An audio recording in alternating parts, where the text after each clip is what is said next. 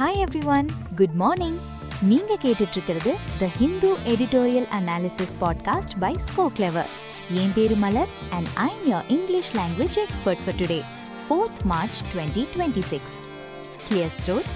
நம்ம பாட்காஸ்ட்க்கு போறதுக்கு முன்னாடி ஒரு சின்ன ரிமைண்டர்.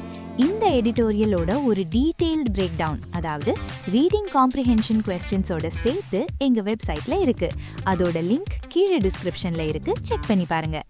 இந்த எடிட்டோரியல்ல இருக்கிற இம்பார்ட்டன்ட் வொகாபுலரிஸோட பிரீமியம் PDF உங்களுக்கு ஃப்ரீயா வேணும்னா எங்க ScoClever டெலிகிராம் சேனல்ல ஜாயின் பண்ணுங்க. சேனல் லிங்க்கும் டிஸ்கிரிப்ஷன்ல இருக்கு. பாட்காஸ்ட் கேட்கும்போது உங்களுக்கு ஏதாவது சென்டென்ஸ் புரியலன்னா தயங்காம பாஸ் பண்ணி திரும்ப ஒரு தடவை கேளுங்க. நான் சொன்ன தமிழ் அர்த்தத்தை புரிஞ்சுக்கிட்டு அந்த இங்கிலீஷ் சென்டென்ஸை முடிஞ்சா 2 தடவை கொஞ்சம் சத்தமா படிச்சு பாருங்க. இந்த மாதிரி பிகினர்ஸ் செஞ்சீங்கன்னா வெறும் 6 மாசத்துல உங்க இங்கிலீஷ் நாலேஜ்ல ஒரு பெரிய இம்ப்ரூவ்மெண்ட்டை நீங்களே பாப்பீங்க. சரி வாங்க, இன்னைக்கு முதல் எடிட்டோரியல்குள்ள போகலாம். Today's first editorial is titled Safety Last on Explosives Units Safety Record. தலைப்பு என்ன சொல்லுதுன்னா, பாதுகாப்பு கடைசி, வெடிமருந்து ஆலைகள் மற்றும் அவற்றின் பாதுகாப்பு பதிவுகள் பத்தி தான் இந்த editorial. The subtitle is Explosives Units Flout Rules for Maximizing Profits, thus putting workers at risk. இதோட துணை தலைப்பு, வெடிமருந்து ஆலைகள் லாபத்தை அதிகரிக்க விதிகளை மீறுகின்றன. இங்கே ஃப்ளவுட் அப்படிங்கிற வார்த்தைக்கு மீறுதல்னு அர்த்தம். இதனால தொழிலாளர்களின் உயிருக்கு ஆபத்து ஏற்படுது. Let's start. India's high-risk industries typically have a poor safety record. இந்தியாவின் அதிக ஆபத்துள்ள தொழிற்சாலைகள் பொதுவாகவே மோசமான பாதுகாப்பு பதிவுகளை கொண்டிருக்கு. They operate in the margins, employ poorly paid unskilled workers. அவை சட்டத்தின் விளிம்புகளில் இயங்குகின்றன, குறைவான சம்பளத்தில் திறமையற்ற தொழிலாளர்களை வேலைக்கு அமர்த்துகின்றன. Are characterized by unsafe working practices and function under poor regulatory oversight. பாதுகாப்பற்ற வேலை முறைகளை கொண்டிருக்கின்றன மற்றும் மோசமான ஒழுங்குமுறை மேற்பார்வையின் கீழ் செயல்படுகின்றன. The explosives handling industry is a glaring example of such a high-risk industry. வெடிமருந்துகளை கையாளும் தொழில் இத்தகைய அதிக ஆபத்துள்ள தொழிலுக்கு ஒரு அப்பட்டமான எடுத்துக்காட்டு. இங்க கிளேரிங் அப்படின்னா அப்பட்டமான அர்த்தம். In October 2025, a devastating explosion at Sri Ganapati Grand Fireworks in Andhra Pradesh's Konaseema district. October 2025இல் ஆந்திர பிரதேசத்தின் கொனசீமா மாவட்டத்தில் உள்ள ஸ்ரீ கணபதி கிராண்ட் ஃபயர்வொர்க்ஸ் நிறுவனத்தில் நடந்த ஒரு பேரழிவான வெடிவிபத்தில், டிவஸ்டேட்டிங் அப்படின்னா பேரழிவை ஏற்படுத்தும் அர்த்தம், which killed 10 people, led authorities to frame new safety norms and standard operating procedures. 10 பேர் கொல்லப்பட்ட அந்த சம்பவம் புதிய பாதுகாப்பு விதிமுறைகளையும் நிலையான இயக்க நடைமுறைகளையும் உருவாக்க அதிகாரிகளை தூண்டியது. But it would seem that few of these were followed by Sri Surya firecrackers at Vetlapalam village in Kakinada district. ஆனால் காக்கிநாடா மாவட்டத்தின் வெட்லபாலம் கிராமத்தில் உள்ள ஸ்ரீ சூர்யா ஃபயர்கிராக்கர்ஸ் நிறுவனம் இந்த விதிமுறைகளில் சிலவற்றை மட்டுமே பின்பற்றியதாக தெரிகிறது. இங்கே ஃபாலோட் அப்படின்னா பின்பற்றியதாக அர்த்தம். Where an explosion on Saturday killed all 20 people present on the site. அங்கு சனிக்கிழமை நடந்த வெடிவிபத்தில் அந்த இடத்திலிருந்த 20 பேரும் உயிரிழந்தனர். Another disturbing fact is that both units were owned by the same person. இன்னொரு கவலையளிக்கும் விஷயம் என்னவென்றால், இந்த 2 ஆலைகளும் ஒரே நபருக்கு சொந்தமானவை.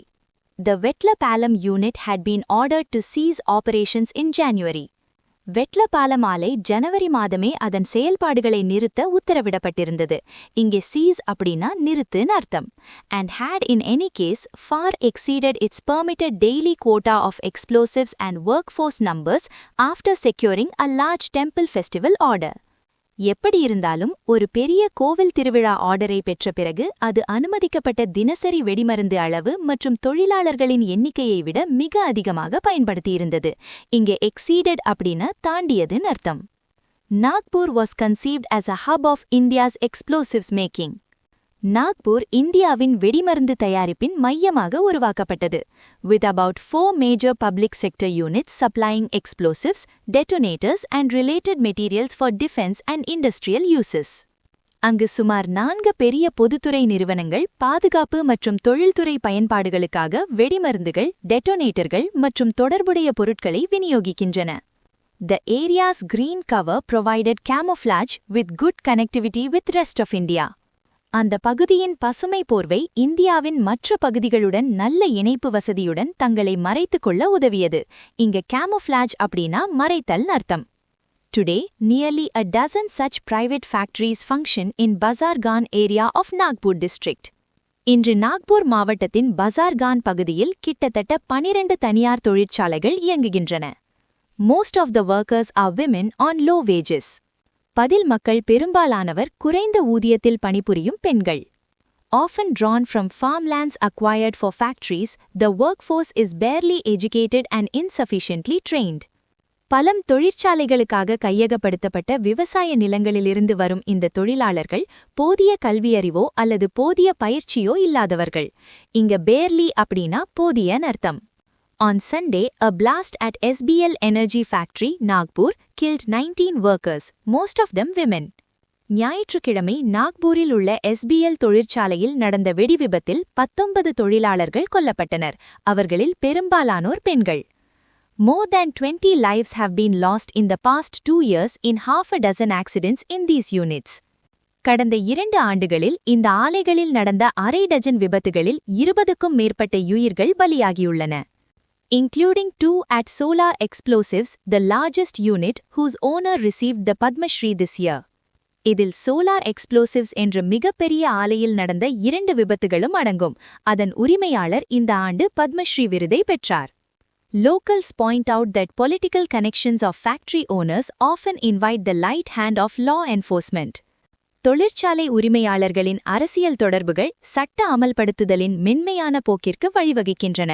இங்கு லைட் ஹேண்ட் அப்படின்னா மென்மையான போக்குன்னு அர்த்தம். Ironically, the Petroleum and Explosives Safety Organization, the regulator, is headquartered in Nagpur.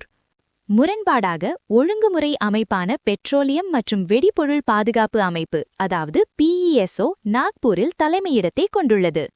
In an example of lax supervision, several PESO officials faced a CBI inquiry for issuing licenses for bribes. ஒரு மெத்தனான மேற்பார்வைக்கு எடுத்துக்காட்டாக பல PESO அதிகாரிகள் லஞ்சம் வாங்கிக் கொண்டு இலைநேர்த்திகளை வழங்க CBI விசாரணைக்கு உட்பட்டனர். இங்க லாக்ஸ் அப்படின்னா மெத்தனான அல்லது கவனக்குறைவான அர்த்தம். Only an overhaul of safety practices, norms and supervisory mechanisms as well as a commitment of business owners to safety can improve the safety record of these units. பாதுகாப்பு நடைமுறைகள், விதிமுறைகள் மற்றும் மேற்பார்வை வழிமுறைகளின் முழுமையான சீரமைப்பு மற்றும் வணிக உரிமையாளர்களின் பாதுகாப்பு மீதான அர்ப்பணிப்பு மட்டுமே இந்த ஆலைகளின் பாதுகாப்பு பதிவை மேம்படுத்த முடியும். இங்கே ஓவர்ஹால் அப்படின்னா முழுமையான சீரமைப்பு அர்த்தம். There is a lesson from Tamil Nadu. தமிழ்நாட்டிலிருந்து ஒரு பாடம் இருக்கிறது. Once infamous for child labor in unsafe workplaces and frequent deadly accidents, ஒரு காலத்தில் பாதுகாப்பற்ற பணியிடங்களில் குழந்தை தொழிலாளர்கள் மற்றும் அடிக்கடி நடக்கும் கொடிய விபத்துகளுக்கு பெயர் போன இங்கே இன்ஃபேமஸ் அப்படின்னா ஒரு கெட்ட விஷயத்துக்காக பிரபலமாகிறதுன்னு அர்த்தம். சிவகாசி's fireworks units have now turned around their safety record. சிவகாசியின் பட்டாசு ஆலைகள் தங்களுடைய பாதுகாப்பு பதிவை தலைகீழாக மாற்றியுள்ளன. Enhanced safety training and awareness among workers and owners have achieved this, though illegal units still report accidents. தொழிலாளர்கள் மற்றும் உரிமையாளர்களிடையே மேம்படுத்தப்பட்ட பாதுகாப்பு பயிற்சி மற்றும் விழிப்புணர்வு இதை சாத்தியமாக்கியுள்ளது. ஆனாலும் சட்டவிரோத ஆலைகளில் விபத்துகள் இன்னும் பதிவாகுகின்றன. இந்த எடிட்டோரியலோட டோன் கிரிட்டிக்கல். ஏன்னா ஆசிரியர் வெடிமருந்து துறையில் இருக்கிற மோசமான பாதுகாப்பு தரங்களையும் ஒழுங்குமுறை தோல்விகளையும் கடுமையா விமர்சிக்கிறார். குறிப்பிட்ட விபத்துகள், அரசியல் செல்வாக்கு, லஞ்சம் போன்ற பிரச்சினைகளை சுட்டிக்காட்டி இந்த அமைப்பின் மீது ஒரு விமர்சன பார்வையை வைக்கிறார். ஹே ஃபோக்ஸ், ஒரு சின்ன break. English vocabularies, idioms and phrases, phrasal verbsலாம் ஞாபகம் வச்சுக்க ரொம்ப கஷ்டப்படுறீங்களா? இனி அந்த கவலையே வேணாம். கூகுள் பிளே ஸ்டோர்ல இருக்கிற எங்க ஸ்கோ கிளவர் ஆப்பை உடனே டவுன்லோட் பண்ணுங்க. நாங்க பயன்படுத்துற ஒரு யூனிக் லேர்னிங் டெக்னிக் மூலமா நீங்க ஒரு தடவை படிச்சா போதும் வாழ்க்கையில மறக்கவே மாட்டீங்க. அதுக்கு நாங்க கேரண்டி. இந்த புது பாட்காஸ்ட் முயற்சி பத்தி உங்க ஃபீட்பேக்கை மறக்காம கமெண்ட்ல சொல்லுங்க. இந்த மாதிரி ஒரு பாட்காஸ்ட் உருவாக்க நிறைய எஃபர்ட் தேவைப்படுது. ஸோ ப்ளீஸ் லைக் பண்ணி உங்க ஃப்ரெண்ட்ஸ் கூட ஷேர் பண்ணி சப்ஸ்கிரைப் பண்ணி எங்களுக்கு சப்போர்ட் பண்ணுங்க. Now back to the analysis. Move to the second editorial. The title is A Reboot on Canada-India Ties. தலைப்பு ஒரு மறுதொடக்கம். கனடா இந்தியா உறவுகள் குறித்து. The subtitle is Canada under Carney is undoing the damage of the Trudeau years. துணை தலைப்பு கார்னியின் தலைமையிலான Canada ட்ரூடோவின் ஆண்டுகளில் ஏற்பட்ட சேதத்தை சரிசெய்கிறது. Alright, let's dive in. India and Canada have had to take a painstaking path to reset ties ruptured over the Nijjar killing in 2023. 2023இல் Nijjar கொலை விவகாரத்தால் முறிந்த உறவுகளை சரிசெய்ய இந்தியாவும் கனடாவும் ஒரு கடினமான பாதையை எடுக்க வேண்டியிருந்தது. பெயின்ஸ்டேக்கிங் அப்படின்னா கடினமான அதிக முயற்சி தேவைப்படும்னு அர்த்தம், அண்ட் ரப்சர்ட் அப்படின்னா முறிந்த. But this week saw a big step forward with Canadian Prime Minister Mark Carney's India visit and his talks with Prime Minister Narendra Modi. ஆனால் இந்த வாரம் கனேடிய பிரதமர் மார்க் கார்னியின் இந்திய பயணம் மற்றும் பிரதமர் நரேந்திர மோடியுடனான அவரது பேச்சுவார்த்தை ஒரு பெரிய முன்னேற்றத்தை காட்டியது.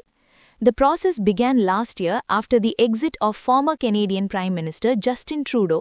இந்த செயல்முறை கடந்த ஆண்டு முன்னாள் கனேடிய பிரதமர் ஜஸ்டின் ட்ரூடோவின் வெளியேற்றத்திற்கு பிறகு தொடங்கியது. Who had publicly accused India of involvement in the killing. அவர் நிஜ்ஜார் கொலையில் இந்தியாவின் ஈடுபாடு இருப்பதாக பகிரங்கமாக குற்றம் சாட்டியிருந்தார். And by Mr. Carney's entry and invitation to Mr. Modi to attend the G7 outreach in Kananaskis, Canada. மற்றும் திரு கார்னியின் வருகை மற்றும் கனடாவின் கனனாஸ்கிஸில் நடந்த G7 கூட்டத்திற்கு திரு மோடிக்கு அவர் விடுத்த அழைப்பின் மூலமும் இது தொடங்கியது. The two countries have since demonstrated that they can resolve deep differences on security issues. அப்போதிலிருந்து இரு நாடுகளும் பாதுகாப்பு பிரச்சினைகளில் உள்ள ஆழமான வேறுபாடுகளை தீர்க்க முடியும் என்பதை நிரூபித்துள்ளன. NSA Ajit Doval's Ottawa visit last month, previously unthinkable, saw a closer understanding of each other's positions on the Khalistan issue and foreign interference. தேசிய பாதுகாப்பு ஆலோசகர் அஜித் தோவாலின் கடந்த மாத ஆட்டவா பயணம் முன்பு நினைத்து பார்க்க முடியாத ஒன்று, காலிஸ்தான் பிரச்சினை மற்றும் வெளிநாட்டு தலையீடு குறித்து ஒருவருக்கொருவர் நிலைப்பாடுகளை பற்றி ஒரு நெருக்கமான புரிதலை ஏற்படுத்தியது. High commissioners were appointed in both countries. இரு நாடுகளிலும் உயர் ஆணையர்கள் நியமிக்கப்பட்டனர். And the two sides restarted discussions on the Comprehensive Economic Partnership Agreement (CEPA) and cooperation in other spheres. மற்றும் இரு தரப்பினரும் விரிவான பொருளாதார கூட்டாளிப்பு ஒப்பந்தம் மற்றும் பிற துறைகளில் ஒத்துழைப்பு குறித்த விவாதங்களை மீண்டும் தொடங்கினர். Mr. Carney's visit and rapport with Mr. Modi have also been forged due to geopolitical factors. திரு கார்னியின் பயணம் மற்றும் திரு மோடியுடனான அவரது நல்லுறவு புவிசார் அரசியல் காரணங்களாலும் உருவாக்கப்பட்டது. rapport அப்படின்னா நல்லுறவு, forged அப்படின்னா உருவாக்கப்பட்டது. US President Donald Trump's unilateral moves on trade and tariffs and foreign policy, அமெரிக்க ஜனாதிபதி டொனால்ட் ட்ரம்பின் வர்த்தகம் மற்றும் கட்டணங்கள் மற்றும் வெளியுறவு கொள்கை மீதான ஒரு தலைப்பட்சமான நடவடிக்கைகள், யூனிலாட்ரல் அப்படின்னா ஒரு தலைப்பட்சமானன்னு அர்த்தம், have pushed most global players to diversify their engagements and essay partners they may not have in the past. பெரும்பாலான உலகளாவிய சக்திகளை தங்கள் ஈடுபாடுகளை பன்முகப்படுத்தவும் கடந்த காலத்தில் அவர்கள் முயற்சிக்காத கூட்டாளிகளை முயற்சிக்கவும் தள்ளியுள்ளன. இங்க essay அப்படிங்கிறது to attempt or try, அதாவது முயற்சி செய்வதுன்னு அர்த்தம். In a more realpolitik phase, India and Canada have restored ties with China. ஒரு யதார்த்தமான அரசியல் கட்டத்தில் இந்தியாவும் கனடாவும் சீனாவுடனான உறவுகளை மீட்டெடுத்துள்ளன. ரியால்பொலிட்டிக் அப்படின்னா யதார்த்த அரசியல், அதாவது ஆதர்சங்களை விட நடைமுறைக்கு முக்கியத்துவம் கொடுப்பது. Although fraught with misgivings over China's trade and supply chain control. இருந்தாலும் சீனாவின் வர்த்தகம் மற்றும் விநியோகச் சங்கிலி கட்டுப்பாடு குறித்த சந்தேகங்களால் இது நிறைந்துள்ளது. fraught with அப்படின்னா நிறைந்த மற்றும் misgivings அப்படின்னா சந்தேகங்கள். Finally, Mr. Carney's January speech at Davos, exhorting middle powers and multilateralism against great power moves, resonated in India. இறுதியாக டாவோஸில் திரு கார்னியின் ஜனவரி மாத உரை பெரிய சக்திகளின் நகர்வுகளுக்கு எதிராக நடுத்தர சக்திகளையும் பன்முகத்தன்மையையும் வலியுறுத்தியது இந்தியாவில் எதிரொலித்தது. எக்ஸார்ட்டிங் அப்படின்னா வலியுறுத்துதல் and resonated அப்படின்னா எதிரொலித்தது. It is pertinent that Mr. Carney, who landed in India just as the US-Israel attacked Iran, continued with his meetings in India before traveling to Australia and Japan.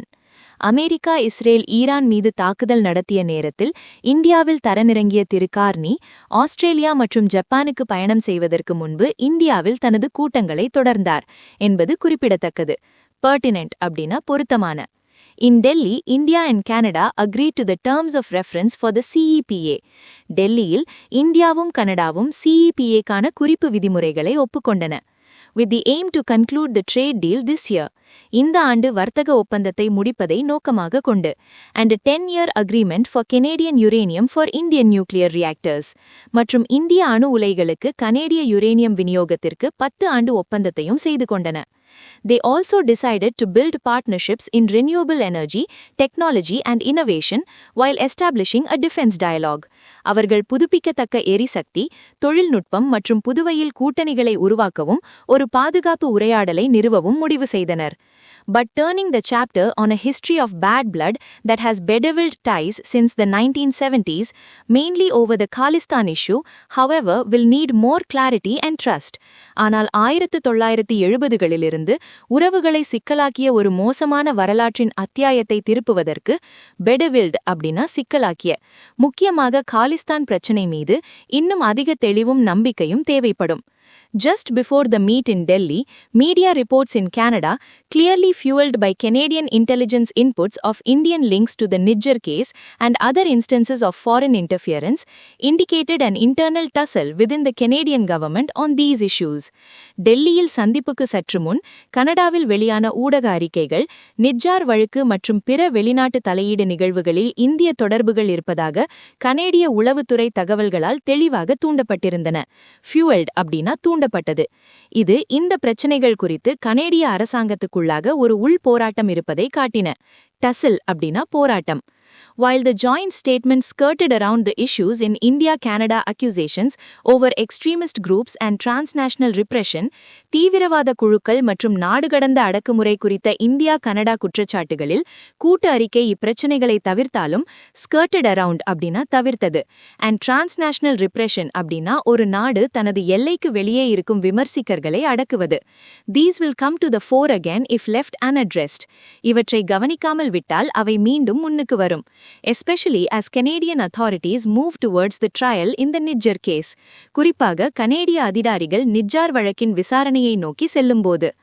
A successful partnership will require more honest conversation and mutual respect in public dealings on differences between them. ஒரு வெற்றிகரமான கூட்டணிப்பு அவர்களுக்கிடையேயான வேறுபாடுகள் குறித்து பொது டீலிங்ஸில் அதிக நேர்மையான உரையாடல்களும் பரஸ்பர மரியாதையும் தேவைப்படும். The tone of this editorial is analytical. இந்த எடிட்டோரியலோட டோன் analytical. ஏனா ஆசிரியர் இந்தியா-கனடா உறவுகளின் தற்போதைய நிலையை பகுப்பாய்வு செய்கிறார்.